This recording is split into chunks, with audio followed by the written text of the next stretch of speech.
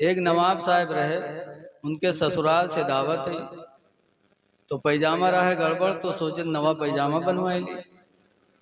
तो चले गए, पैजामा के कपड़ा लाए और दर्जी के पास गए सियावे।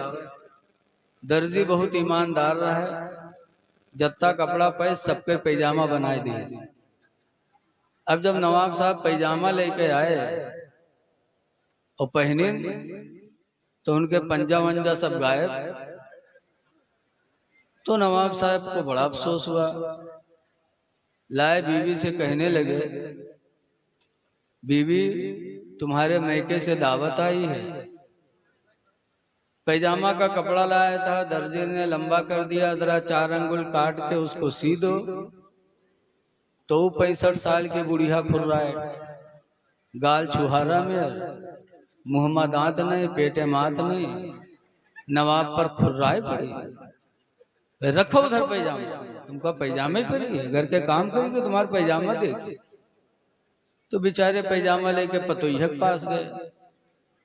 वो 14 सद्दिक पतोइया, कहाँ सुने वाली, वहां हड़काए दी। तो अपने बहनिया के पास गए, बहनिया से कहें तो वह डांट दी।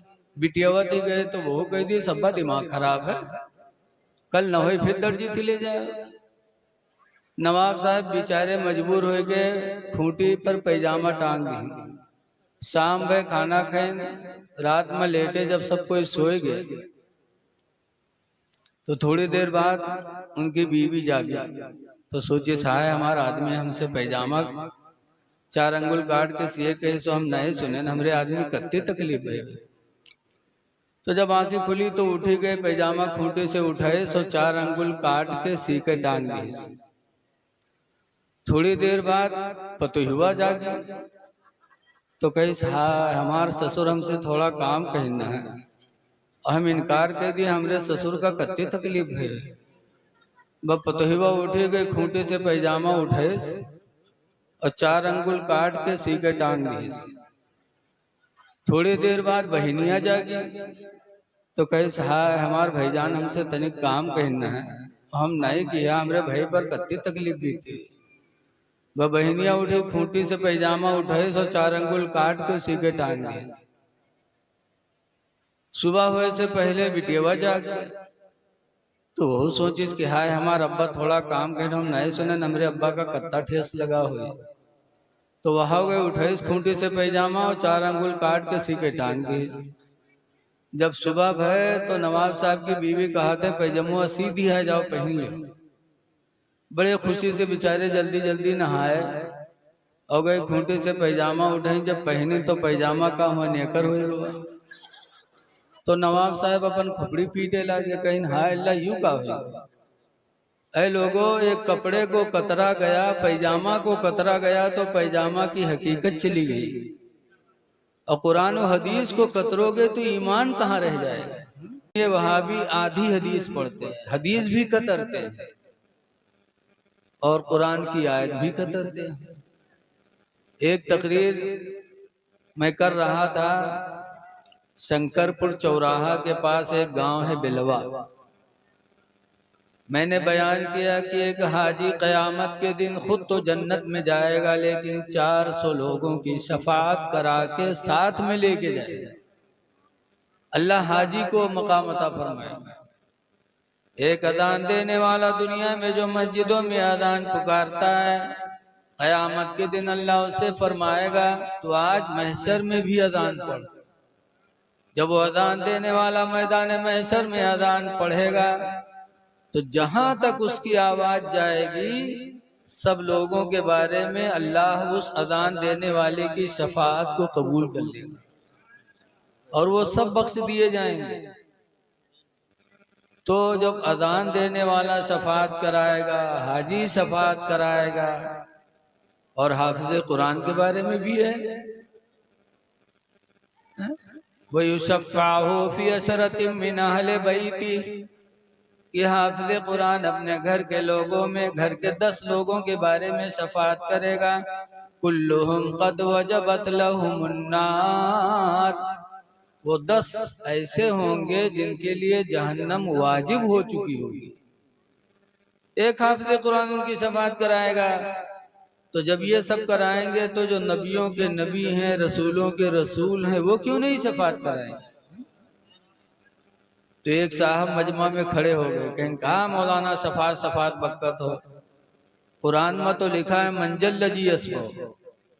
उनका मंजल लजी अस्बो कहीं, हाँ हम कहें कहा मतलब, कहीं कोई कोई के शफाअत न करे। तो हमने कहा और आगे पढ़ो। तो कहते हैं हम वहाँ हाफिज थोड़ो जो तुमका पूरा कुरान सुने। हम कहें हाँ, तुमको बहकाने के लिए आधी बात ही याद कराई गई, अगर पूरी आयत बता देते तो तुम गुमराह न हो। मेरे भैया बैठ जाओ, मेरे लाल इधर बैठ जाओ, इधर आ जाओ, बैठ जाओ, सुकून से सुन लो, हो सकता है अल्लाह ताला कोई बात दिल में डाल दे। ये हमारे हजरत शहीद रहमतुल्लाह अलैह आपको देख रहे हैं, ये दिलों को भी देख रहे हैं। तो हमने कहा पूरी आयत तुमको याद नहीं कराएगी। पूरी आयत अल्लाह फरमाता मंदल्लज़ी यशफ़उ इंदहु, कौन है जो खुदा के नजदीक किसी की शफाअत करे, यानी कोई नहीं कर पाएगा, इल्ला बिइज़्निही, मगर खुदा की इजाजत से। खुदा जिसको इजाजत देगा वो शफाअत कराएगा। तो खुदा किसको इजाजत देगा? जो अल्लाह के नजदीक सबसे अच्छा होगा उसी को तो इजाजत देगा। और सबसे अच्छे हमारे तुम्हारे पैगंबर हैं। तो ये आयतों को कतरते हैं। ऐसे ही जगह तकरीर कर रहा था नमाज के बारे में, नमाज पढ़ो नमाज पढ़ो, तो एक साहब खड़े हुए कहीं कहा मौलाना साहब नमाज नमाज बरकत हो, कुरान में तो लिखा या अय्युहल्लज़ीना आमनू ला तक़रबुस सलाह, ऐ ईमान वालो नमाज के करीब न जाओ, है कुरान में। मौलाना नमाज नमाज बरकत हो, कुरान में तो लिखा है कि नमाज के करीब भी न जाओ। तो हमने कहा भैया और आगे क्या लिखा है, पूरी बात सुना करो। कहा पूरी बात क्या है? अल्लाह ताला ने नमाज के करीब जाने से मना किया, कब? आगे अल्लाह फरमाता है वअंतुम सुकारा, दरा हाले के तुम नशा में हो। नशा में हो तो नमाज के किनारे न जाओ, वरना नशेड़ी का बरकत है।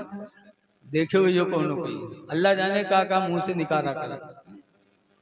तो इस्लाम ने मना कर दिया कि अगर गलती से तुम नशे में हो गए हो तो नमाज के किनारे न जाओ, वरना खुदा जाने क्या तुम बक्कोगे। तो ये वहाबी आयतों को भी कतरते हैं, हदीसों को भी कतरते हैं। अच्छा दुनिया में कोई सामान कतरो तो सामान्य रह जाए। जब इस्लाम फैल गया और ये बात जाहिर हो गई कि इस्लाम में अल्लाह के अलावा किसी की इबादत जायज़ नहीं, मुसलमान इबादत करेगा तो खुदा की करेगा, खुदा के सिवा किसी की नहीं करेगा। जब ये बात बिल्कुल जाहिर हो गई तो सरकार फरमाते लाकिन फज़ूरूहा, लेकिन तुम लोग अब कब्रों की ज़ियारत किया करो। कब्रों की ज़ियारत से फ़ायदा क्या है? हुजूर फरमाते लिअन्ना तुज़हिदुल आखिरा, इसलिए कि कब्र की ज़ियारत तुमको आखिरत की याद दिलाती रहेगी।